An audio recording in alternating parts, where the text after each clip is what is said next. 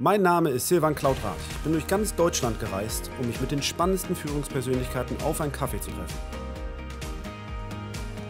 Heute bei Culture Coffee die ehemalige CEO von TLGG Frenzy Kühne und die neue CEO Stefanie Lüdecke. Na, ihr habt jetzt ja zufällig oder nicht zufällig eine weibliche Nachfolgesituation. War das bewusst oder ist das einfach passiert, als ihr euch umgeschaut habt? Nee, wir haben eigentlich eine Asiatin gesucht, weil Bontam ist Asiate, ich bin eine Frau und deswegen wollten wir eigentlich eine Asiatin als Nachfolgerin. Hat nicht ganz geklappt. Aus dem Katalog. Aber eine Frau. Nee, das ist natürlich totaler Quatsch. Also wir hatten eine Kandidatenliste und sind dann, so wie wir es auch normalerweise machen, bei Bewerbungsgesprächen nach menschlichen Fit gegangen und natürlich nach Erfahrung und nach fachlicher Kompetenz. Und das heißt, wenn man jetzt in einer anderen Situation ist und versucht halt das Gleichgewicht zu halten und gegebenenfalls halt auch weibliche Nachfolge zu finden, würdest du sagen, ist nicht so wichtig, wie die richtige Person zu finden? Ja, also wir gucken generell nicht aufs Geschlecht bei Bewerbungsterminen, sondern auf Leistung. Was hat der oder diejenige schon innerhalb des Lebenslaufs gemacht, welche Projekte umgesetzt, in welcher Rolle, und das ist das Wichtige, woraus es ankommt. Und genauso hat TLGG über die Jahre funktioniert, dass wir nie ein Problem hatten, oh, jetzt haben wir aber zu viele Männer in Führungspositionen oder zu viele Männer insgesamt bei TLGG. Das war einfach nie ein Thema. Also ich merke schon an den Fragen, die ich selber vorbereitet habe und auch an dem Gespräch, was wir haben, ich glaube, da ist mehr Unsicherheit auf meiner Seite, der männlichen Seite, sozusagen, was ist da in Ordnung und was nicht, als bei euch. Ihr wischt das so weg. Also für mich ist das irgendwie eine echte Frage gewesen und ihr sagt dann, nee, it's not an issue. Na, weil es bei TLGG nie ein Thema war und kein Thema ist, genau. Und deswegen auch so diese Frage, oh, jetzt haben wir eine Frau als Nachfolgerin, das ist einfach, also das war überhaupt kein Kriterium, dass das eine Frau sein sollte oder ein Mann sein muss. Ich habe mir ein Unternehmen ausgesucht, noch mit einem Kompagnon als Mann. Ne? Vielleicht war das entscheidend. Nein, also für mich genauso wenig. Also ich glaube auch sehr an das Thema Leistung, persönlicher Fit, dass man kompatibel miteinander ist. Und das hätte genauso gut hier eine andere Frau sein können. Verstanden. So, aber ich glaube, es ist so natürlich irgendwie, so lebt man seine Themen, die man bisher sehr stark auch kommuniziert hat, zufällig nach vorne. Und das passt ganz gut in unsere Strategie. Und primär ist es aber so, dass Christoph und ich einen guten Fit haben miteinander. Und deswegen fühlen wir uns so sehr wohl. Vielleicht einen kleinen Schwenk. Ich meine, ihr habt ja viele Kunden aus unterschiedlichsten Branchen. Ich weiß gar nicht, was sind so die Top-Branchen, mit denen ihr arbeitet? Kann man das grob zusammenfassen? Oh, das ist komplett unterschiedlich. Okay. Pharma. Automobil, also Mobilität insgesamt, aber sehr viele unterschiedliche Industrien. Okay. Wir sind da nicht festgelegt auf bestimmte Industrien. Ja, verstanden. Also ich habe mich eigentlich gefragt, ihr seid dann ja häufig in Situationen, wo ihr Firmen kennenlernt und dann auch über längeren Zeitraum mit denen arbeitet und da kriegt man bestimmt ein Gefühl dafür, wie ist Kultur bei diesen anderen Firmen und vielleicht Branchen. Und ich suche gerade danach, gibt es irgendwie so Themen, die sich wiederholen, dass man merkt, eine Automotive-Firma ist so und eine Pharma-Firma ist so. Kann man da irgendwas rauslesen aus eurer Arbeit mit denen? Das ist eine schwierige Frage. Ich glaube, das hängt an ganz vielen unterschiedlichen Dingen. Ich glaube eher Unternehmensgröße, Unternehmensherkunft, also sozusagen, wo ist diese Firma mal gegründet worden, wo ist das Headquarter und welche Kultur schwappt dann in ein Unternehmen. Firmenhistorie spielt eine große Rolle. Ich sehe das weniger auf dem Industriesektor, dass man da ganz eindeutig sagen kann, wer funktioniert wie. Aber klar stellen wir Unterschiede in Unternehmenskulturen, in Entscheidungskulturen fest, was uns ja dann als Dienstleister immer sehr stark betrifft. Und da ist der Anspruch als Dienstleister einfach, sich auf die verschiedenen Kulturen einzustellen und relativ schnell ein Verständnis dafür zu entwickeln, was ist für den jeweiligen Kunden gerade relevant, wie funktionieren die Entscheidungspfade, wer ist beteiligt, was brauchen die noch, um komfortabel eine Entscheidung treffen zu können. Von daher müssen wir eher lernen, mit den unterschiedlichen Kulturen zu spielen und umzugehen. Und wichtig ist auch immer, wie veränderungsbereit und wie veränderungswillig ist die Führungsebene von einem Unternehmen. Also wie hat der Vorstand das Thema gepackt? Und das ist jetzt einfach nur so die Aktionäre sagen, jetzt müssen wir mal oder ist es wirklich was, wo eine Motivation von einem Vorstand da ist, wirklich was zu ändern im Unternehmen? Ich hatte jetzt im Rahmen der Akquise für Culture Coffee ja ganz unterschiedliche Firmen auch angesprochen. Unter anderem habe ich auch versucht, Versicherungen zum Beispiel zu gewinnen für das Thema. Habe ich nicht geschafft. Also ich habe von keiner anderen Branche so viele Absagen bekommen wie von Versicherungen. Wirklich, tatsächlich. Ich habe wieder einen Vorteil wahrscheinlich. Ich habe in meinem Kopf halt, dass die Unternehmenskultur da ganz speziell ist, also weil es ja sehr vertriebsorientiert ist und wäre da total interessiert dran eigentlich, da mal... Hättest du mal zur württembergischen Versicherung gehen sollen. Weil? Na, weil dort ein sehr veränderungsbereiter und sehr offener junger Vorstand sitzt mit dem Thomas Bischof. Ja. Also dann werde ich auf jeden Fall mal den ansprechen, weil den habe ich noch nicht angesprochen. Ich kann gerne den Kontakt Ja, sehr gut. Dies hat schon gelohnt, das Gespräch. Hervorragend. Wird das super.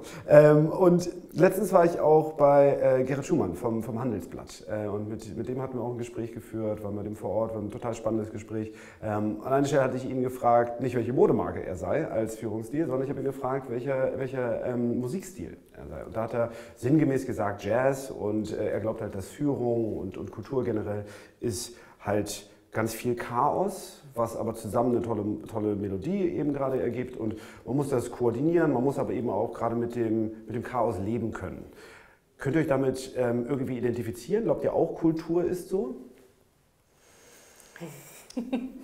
Also für mich ist, wenn damit gemeint ist, sozusagen etwas zu dirigieren, zu orchestrieren, sozusagen, das glaube ich nicht. Sozusagen, ich glaube auch, Kultur ist nicht zwangsläufig Chaos, sondern Kultur ist etwas, was aus der Mischung von vielen verschiedenen Dingen entsteht und selbst harmonisch wird. Also wenn er das gemeint hat, dann würde ich sagen, kann ich mir vorstellen, dass das ein gutes Thema ist, um das zu beschreiben. Mhm. Aber Kultur ist eben etwas, wo jemand halt nur begrenzt Guidance geben kann, sondern vieles entsteht einfach aus seinem Handeln heraus und wie Mitarbeiter damit umgehen und das ergibt im Zusammenspiel einfach Kultur. Und Jazz ist sicherlich etwas, wo viele unterschiedliche Einflüsse zusammenkommen, von daher ist es ein schönes Bild, ja. Ja, so wie du es auch gerade beschreibst, dass diese ganzen unterschiedlichen Einflüsse da sind, manchmal wirkt es so, als ob man so wenig Kontrolle darüber hat. Ne? Also wie entwickelt sich eine Kultur? Ist das so? Also kann man das überhaupt steuern oder ist man dem ausgeliefert wie auf dem Meer? Na, was Franzi schon gesagt hat, es gibt natürlich bestimmte Themen, die man in Kultur gut einspeisen kann. Also als Unternehmen klare Werte zu haben, bestimmte Dinge auf eine bestimmte Art zu handhaben, ist sicherlich etwas, was die Kultur sehr stark beeinflusst und eine gewisse Richtung vorgibt. Und ansonsten passieren dann viele Dinge, die man im Tagesgeschäft nicht kontrollieren kann, sondern Kultur ist etwas, was langfristig angelegt ist und was sich langfristig auch verändert. Und wenn man Veränderungen in der Kultur vornehmen will, muss man sich dafür Zeit nehmen. Und von daher, das ist aus meiner Sicht da irgendwie so ein ganz wichtiges Thema bei Kultur, dass es nichts ist, wo man sagt, irgendwie, wir kommen als neue Führungsmannschaft irgendwo rein und wir beeinflussen direkt und schnell irgendeine Kultur. Zumal jeder Mitarbeiter das beeinflussen muss. Also jeder muss verstehen, dass er ein Teil der Kultur ist und das mitprägt. Und deswegen ist es wahrscheinlich eher so ein Improvisieren wie bei Stompmusik oder so, wo jeder dann sich irgendwie ein Instrument schnappt und dann sich mit eingroovt, aber mit einbringt, sodass es spürbar ist. Ja, es ist eine Kombination von ganz verschiedenen Dingen, glaube ich auch. Sehr, sehr lebendig, ist ein Organismus eigentlich, jedes Unternehmen halt. Und da muss man, glaube ich, auch die Brechstange, die du gerade so ein bisschen beschrieben hast, die funktioniert natürlich denkbar schlecht. Man kann ja nicht verordnen, dass man jetzt anders denken, fühlen soll. Und vieles von dem, was wir fühlen, das zeigt sich ja dann halt auch in der Kultur. Wenn wir mal versuchen, Kultur so ein bisschen zu definieren, also einfach den Versuch, das zu umschreiben. Also ich hätte jetzt die Idee, mal vielleicht Adjektive zu suchen, mit denen man Kultur umschreiben kann. Mit welchen 3 Adjektiven würdet ihr Kultur eigentlich beschreiben? Transparent. Motivierend. Loyal. Vertrauensfördernd. Das ist wichtig. Performance steigernd. Im Bestfall schon. Und wenn wir da nochmal drauf hüpfen, wie kann man denn was verändern, wenn das nicht so ist? Also du hast jetzt gerade über Performance steigernd gesprochen. Wenn das irgendwo nicht funktioniert, was sind denn dann eigentlich die Mittel, die man hat? Also klar, man muss das über Zeit beeinflussen, aber wie macht man sowas grundsätzlich? Wenn ich mir jetzt jemand vorstelle, jemand ist vielleicht ein frischer Manager in irgendwie einem mittelgroßen Unternehmen und hört sich das gerade an, was wir hier so besprechen. Wie geht man da vor, um was zu verändern? ist ja ein ziemlich langer Weg. Ja, also die Frage ist sicherlich, ob man direkt anfängt, an der Kultur was zu verändern oder ob man nicht einfach versucht, erstmal sein Unternehmen zu verstehen und was bisher möglicherweise die Faktoren hinter der Kultur waren. Also was war so kulturprägend? Sind das historische Dinge? Sind das bestimmte Arbeitsweisen, Verhaltensweisen von Gründern oder langjährigen Mitarbeitern? Und da zu verstehen, wie es zu der Kultur gekommen ist, halte ich immer für den besten ersten Schritt. Also Symptome zu beheben, weil man irgendwie das Gefühl hat, okay, es ist hier toxisch oder irgendwas ist eine unangenehme Kultureigenschaft, dass Leute keine Verantwortung übernehmen wollen, dann hat das in der Regel irgendeinen Hintergrund, dass das bisher sehr stark gelebt war, immer in so einem Rechtfertigungsdruck zu sein. Und dann muss man als Führungskraft erstmal verstehen, wie ist es eigentlich bisher dazu gekommen. Warum verhalten sich Mitarbeiter so? Was war bisher das Belohnungsprinzip dahinter? Wovor haben die möglicherweise Angst? Warum verhalten sie sich nicht anders? Und wenn man an diese Themen rankommt, und ich glaube, das schafft man nicht, indem man sozusagen einmal hinguckt, seine Erkenntnisse rauszieht und einfach Ansagen macht, sondern man muss wirklich hinter die Kulissen gucken.